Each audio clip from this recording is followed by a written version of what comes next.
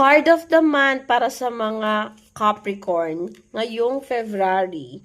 Okay, this card, Capricorn, sabi dito may mga new beginning daw na paparating sa'yo sa buwan ng Pebrero. So, expect mo na may mga bagay na i-align sa'yo si universe.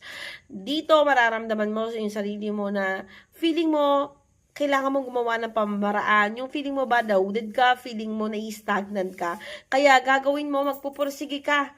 And things will gonna be fruitful. Sabi dito sa cards, no? Kung may mga bagay daw na pinaplano ka, may mga gusto kong gawin, gusto mong i-achieve, gusto mong makuha, gusto mong mapuntahan, sabi dito sa cards, masasakatuparan daw yan, no? Nakikita ko dito kung ikaw yung isang tipo ng tao na gusto mong magnegosyo, sabi dito magbubunga daw ng maganda.